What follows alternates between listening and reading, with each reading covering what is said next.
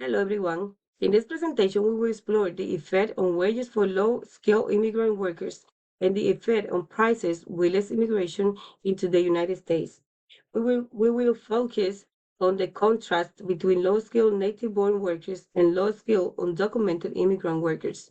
We will also discuss the contrast between open borders versus secure borders and how it affects the labor for low-skilled work. And finally, a conclusion. Mass deportation or reduced immigration into the United States will profound effects on wages for low-skilled immigrant workers and consumer prices.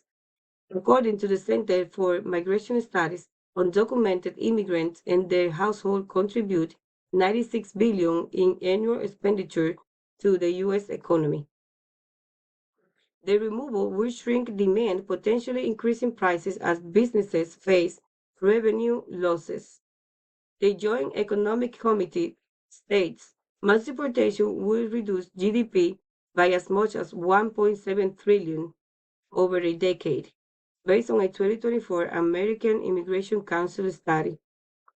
This economic contraction could tighten labor markets, particularly in agriculture, where immigrants comprise 68% of workers, potentially raising food prices by 5 to 6% due to labor shortages.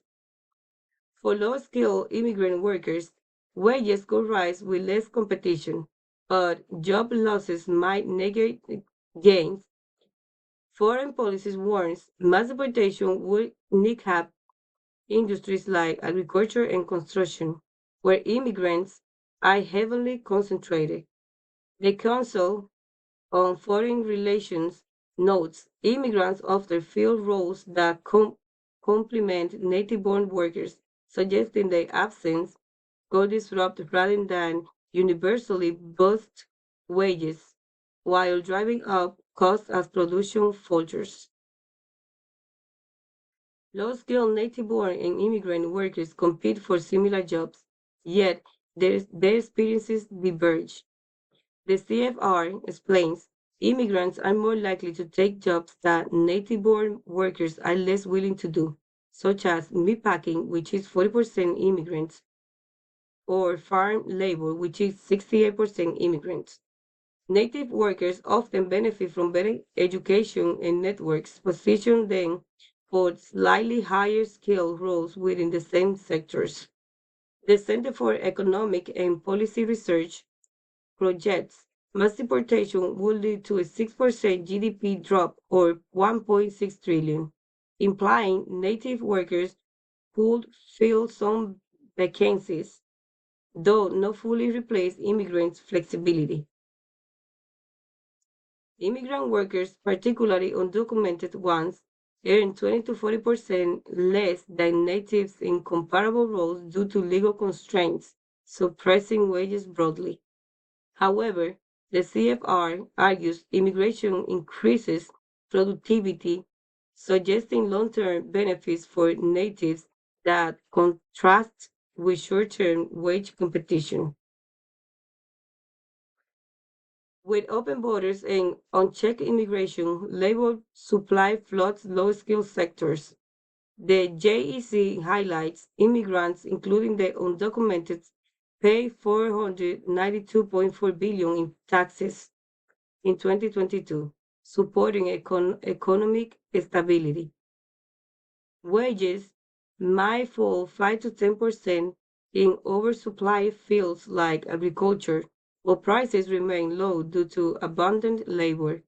The CFR estimates immigration boosts GDP by 0.1% to 0.5% annually, reflecting this growth. Conversely, securing borders and halting illegal immigration shrink the workforce. Foreign policy states deporting 11 million immigrants, about twice the population of Arizona, would cut the labor force by 5%, potentially rising wages 10 to 15% in immigrant reliant sectors. Consumer price could rise by 3 to 6%, with construction output dropping 20% and farm production failing 40%. contrasting sharply with open borders affordability. This assumes limited native adaptation, a potential oversight in the projections. In conclusion, reduced immigration could lift wages for low-skilled immigrants and native workers, but risk 5 to 6% price hikes in essentials like food. Native workers might gain marginally over immigrants due to job preferences. Though both face competition, open borders sustain low prices and growth, while secure borders promises wages gains at the cost of economic disruption. The article emphasized direct outcomes, potentially overstanding reliance on immigrant labor.